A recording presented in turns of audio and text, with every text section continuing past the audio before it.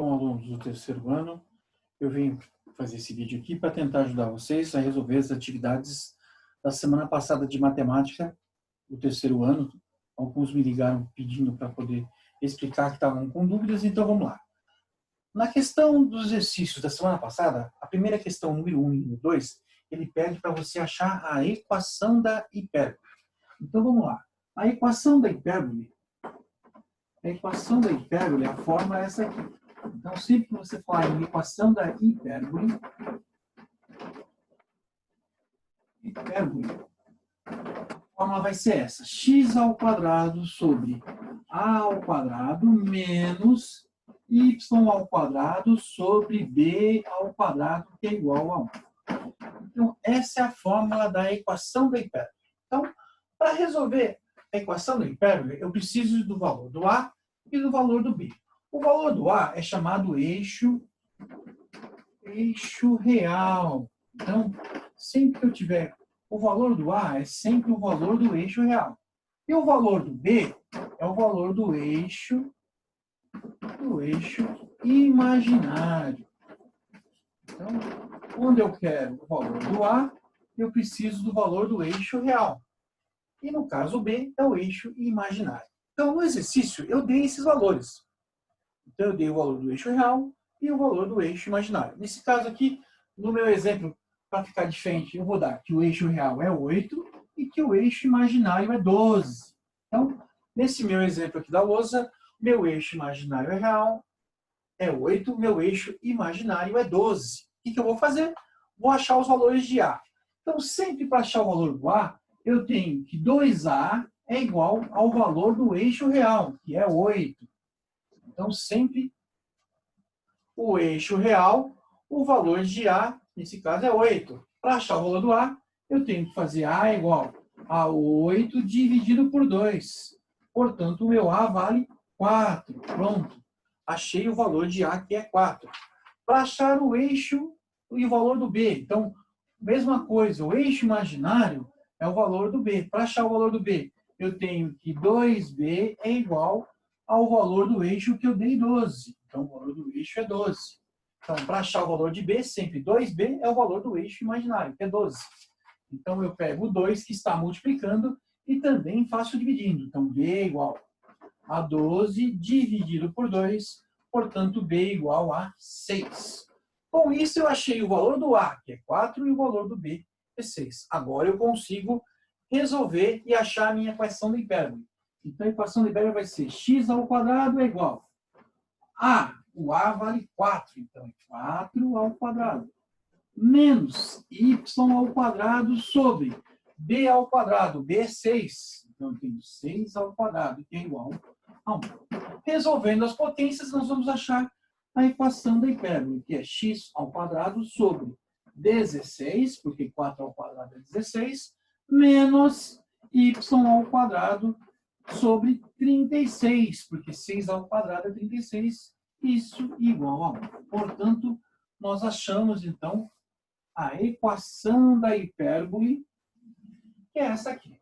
Então, para resolver a questão número 1 e 2, você vai ter que fazer isso. A fórmula, achar o valor do A e do B de acordo com o eixo real do exercício, e substituir na fórmula você resolve as questões 1 e 2. Vamos lá? Pronto. A questão 1 e 2 está explicada como se resolve as questões de acordo com as fórmulas. Agora vamos para a questão 3 e 4. A questão 3 e 4, eu vou achar a equação da parábola. Para achar a equação da parábola, de novo, eu tenho uma fórmula. Então, a fórmula da equação da parábola. Equação da parábola.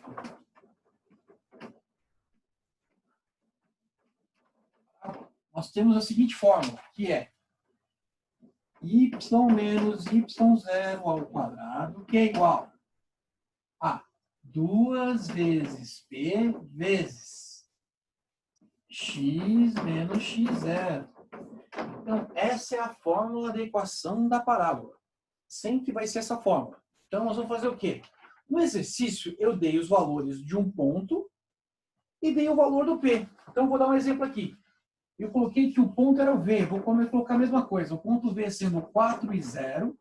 E o meu P sendo igual a 2. Então, o meu ponto é 4 e 0 e o P igual a 2. O que eu vou fazer? Vou substituir nessa fórmula. Lembrando, todo ponto, o primeiro valor é x, o segundo é y. Então, o primeiro valor de x, o segundo valor de y. Substituindo na fórmula, no lugar do zero, então, y vai ficar y menos. Quem é o y0? É 0. Menos 0 ao quadrado é igual 2 vezes p. O meu p vale 2. Então, 2 vezes 2 vezes x menos. Quem é o x0? É 4. Então, menos 4. Fecha o parênteses. Substituir. Y menos 0 continua sendo y ao quadrado, que é igual. 2 vezes 2 eu tenho 4 vezes, parênteses, x menos 4. Depois que eu cheguei nessa etapa, nós vamos fazer a propriedade distributiva, ou seja, o 4 vai multiplicar o x e o 4 vai multiplicar o menos 4. Então, nós temos, então, y ao quadrado é igual 4 vezes x, 4x. 4 vezes menos 4, menos 16. Depois que eu fiz a distributiva, agora nós chegamos no final, que é passando todos os valores que estão do lado direito para o lado esquerdo. Então, eu tenho que y ao quadrado, esse 4x passa para o outro lado, menos 4x. E esse menos 16 passa para o outro lado da igualdade, mais 16, e isso igual a zero. Com isso, nós achamos a equação da parábola. Então, no exercício número 4, 3 e 4, ele pede exatamente para você achar a equação da parábola. Eu dou o ponto e dou o valor do P. E aí você substitui na fórmula para achar os valores da parábola. Vamos agora para a questão número 5. A questão número 5, nós vamos ter que primeiro explicar alguns conceitos do conjunto chamado conjunto dos números complexos. Então, vamos lá, apagando aqui, e vamos explicar o conjunto dos números complexos. O que acontece? Até o ano anterior, a vocês aprenderam, o último conjunto que vocês aprenderam era o conjunto dos números reais. Esse conjunto dos números reais abrangia todos os números positivos, negativos, fracionários, só não abrangia o quê? Raízes negativas. Raiz quadrada negativa. Então, raiz quadrada negativa não existia para vocês. Só que agora, no conjunto C, que é representado pelos números complexos, então, C é números complexos. Esse conjunto dos números complexos ele trabalha com raízes negativas. Então, vai existir raiz quadrada negativa. Como é que foi feito isso? Foi considerado uma unidade chamada unidade imaginária. Vamos colocar aqui. A unidade imaginária do conjunto dos números. A unidade imaginária do conjunto dos números complexos é o seguinte. I ao quadrado sempre vai ser menos 1. Então, criou-se a unidade imaginária que é I ao quadrado é igual a menos 1. Então, o que foi feito para poder resolver a raiz quadrada? Foi feito isso. Raiz de menos 16, ele fez o seguinte. Ele fez menos 1 multiplicado por 16. Por quê? Menos 1 vezes 16 dá menos 16. E aí você passa a ser o quê? A unidade imaginária não diz que menos 1 que I ao quadrado é menos 1? Então, você usa esse mesmo conceito substituindo aqui. Então, no lugar desse menos 1, eu coloco I ao quadrado, vezes 16. E aí, ele extrai a raiz. A raiz de 16 é 4. E como eu tenho I ao quadrado, eu posso cancelar com o índice do radical e fica I. Então, se chegou ao valor da unidade imaginária. Então, a raiz de menos 16 é 4I. Para facilitar para vocês e para entenderem até de uma maneira mais simples, vamos fazer o seguinte. Vamos pensar o seguinte sempre. Sempre que for uma raiz exata, menos 25. Então, é uma raiz quadrada exata. Isso só se aplica quando for raiz quadrada exata. Quando Quando for raiz quadrada de um número negativo não exata, aí a gente vai chegar mais para frente que na forma algébrica. Mas raízes quadradas exatas, o que eu faço? A raiz de 25 é 5. Por ser negativo, eu acrescento a unidade imaginária i. Então, a raiz de menos 25 vai ser 5i, porque é um número complexo. Então, 5 porque 25 é 5, e esse i por ser negativa. Outro exemplo, raiz quadrada de menos 100. De novo, é uma raiz exata. Opa, deixa eu só baixar um pouquinho aqui. Então, raiz de menos 100 vai ser 10, porque a raiz de 100 é 10, e por ser negativo, acrescento a unidade imaginária. Então, isso é raiz quadrada de números negativos que se abrange em números complexos. Partindo daí, nós vamos ter o que a gente chama de potenciação de unidade imaginária, ou potências de unidade imaginária. O que seria isso? Vamos explicar agora o que é potência de unidade imaginária. A potência da unidade imaginária, ela trabalha com o seguinte conceito. Então, vamos lá. Então, eu tenho potência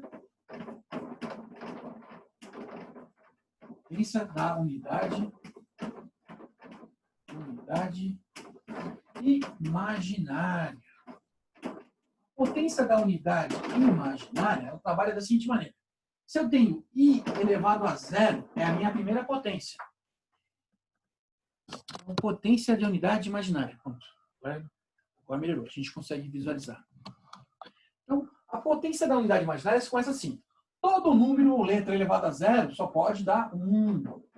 Essa é a minha primeira unidade de potência. Se eu tenho i elevado a 1, todo número ou letra elevado a 1 só pode ser ele mesmo. Então, i elevado a 1 é letra i. I ao quadrado. Nós acabamos de falar anteriormente. Sempre que eu estiver falando em números complexos, eu tenho que i ao quadrado é menos 1. Já foi definido anteriormente.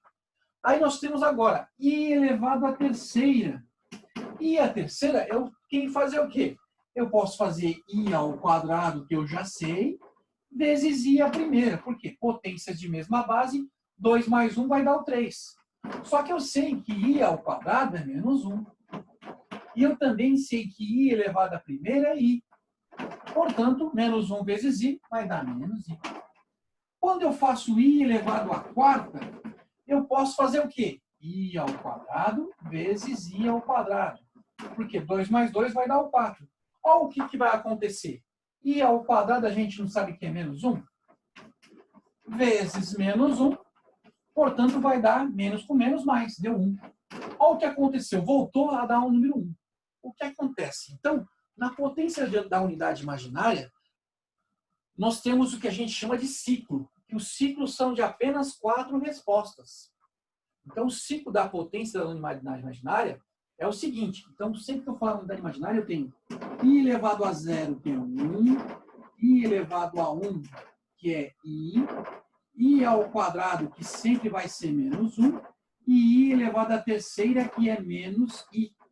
Essa é o ciclo de 4 respostas possíveis. Por quê? A partir daí, 4 começa tudo de novo. 1, i, menos 1 e menos... Então, é um ciclo de 4 respostas. Sendo que a unidade imaginária é um ciclo de 4 respostas, qualquer cálculo que eu tenha que fazer da potência da unidade imaginária, eu sempre vou dividir por 4. E se eu dividir um número por 4, só tem 4 possibilidades. Ou vai dar uma divisão exata, então o resto é 0. Ou vai sobrar 1, ou vai sobrar 2, ou vai sobrar 3. Não tem como eu dividir qualquer número por 4 e dar outra resposta que não sejam essas. Então, o que eu faço? Para calcular a potência da unidade imaginária, eu faço o seguinte, que é o exercício número 5 que eu estou pedindo na folhinha de vocês. Então, eu vou pegar, por exemplo, i elevado a 12. Eu vou pegar esse expoente e vou dividir sempre por 4. Por quê? São 4 respostas possíveis. Então, eu pegando 12 e dividido por 4, vai dar o quê? 3 vezes 4, 12, para 12 nada, deu 0. Então, se deu 0, o meu resto foi 0, eu sei que vai ser i elevado a 0. I elevado a 0, que a gente sabe pela tabela vale 1. Pronto. Resolvemos i elevado a 12. Se eu fizer i elevado a 17, de novo, vou pegar o número 17 e vou dividir por 4. O que sobrar vai cair dentro dessa tabela. Então, são essas 4 respostas. 4 vezes 4, 16. Para 17, sobrou 1. Bom, sobrou 1. Então, eu sei que vai ser i elevado a 1. Então, o que sobrou vai ser i elevado a 1. I elevado a 1 vale i. Pronto, nós já sabemos que i 17 vale i. Vou fazer i elevado a 22. Vou dividir também. 22. Dividido por 4. 5 vezes 4, 20. Sobrou quanto? Sobrou 2. Então, eu sei que i elevado a 22 vale i elevado ao quadrado. I elevado ao quadrado sobrou 2 e é menos 1. Pronto. Já achamos isso. Então, sempre para calcular a unidade da potência imaginária de um número complexo, eu faço isso. Vou pegar o valor, dividir por 4 e ele vai cair nessa tabelinha que são esses 4 valores. Para finalizar, para a gente fazer todos, i elevado a 33. 33? Não, 33 não. Vamos fazer um outro número, senão não vai dar certo. Deixa eu pensar aqui. 4 vezes 7, 28, mais 31. I elevado a 31. Então, vamos lá. 31. 31 dividimos por 4, vai dar 7. 7 vezes 4, 28.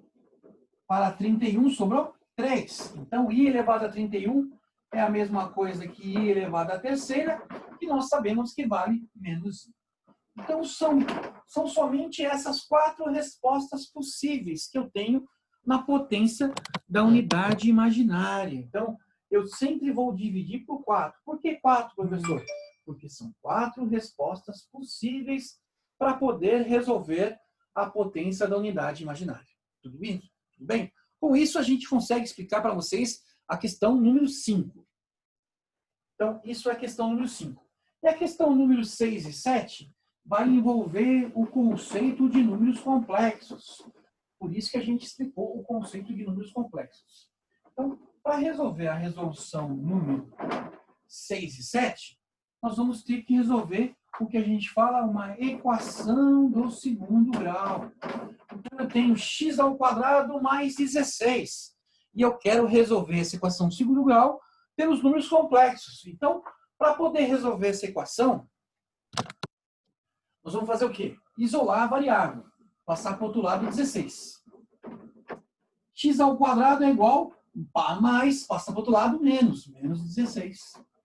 O que acontece? Toda vez que eu tenho um expoente maior do que 1, eu transformo isso em uma raiz.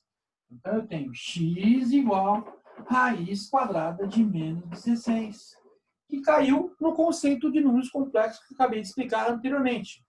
Menos 16, então, vai ser o quê? 4, porque a raiz de 16 é 4, e por ser negativo, acrescento a letra i. A única coisa que está faltando é, como isso aqui é uma equação do segundo grau, toda equação do segundo grau precisa de 2 respostas, uma positiva e uma negativa. Então, nesse caso, eu acrescento mais ou menos 4i. E aí, resolvemos a nossa equação. Mais um exemplo de equação do segundo grau. 2x ao quadrado mais 18 igual a 0. De novo, temos uma equação do segundo grau. Eu tenho que resolver pelos números complexos. Por quê? Na hora que eu faço isso, ó, 2x ao quadrado igual a menos 18. Estava mais, passa para o outro lado da igualdade como menos. Feito isso, nós vamos resolver então. Fica x ao quadrado é igual a menos 18 dividido por 2. Portanto, x ao quadrado é igual a menos 9. Olha aqui, negativo. De novo vai acontecer. X igual raiz quadrada de menos 9. Raiz negativa de novo. Números complexos. Então, eu tenho, por ser 9, dá 3. Por ser negativo, acrescenta a unidade imaginária. E por ser uma equação do segundo grau, vai ter mais ou menos. Então, a resposta vai dar mais ou menos 3. Com isso, você consegue resolver as questões números 6 e 7 das atividades que eu passei na semana passada. Ok? Espero que possa ter ajudado vocês. E eu vou fazer um vídeo com as atividades que eu vou estar transmitindo hoje para vocês. E assim que possível eu encaminho para vocês também, ok? Obrigado, uma boa noite.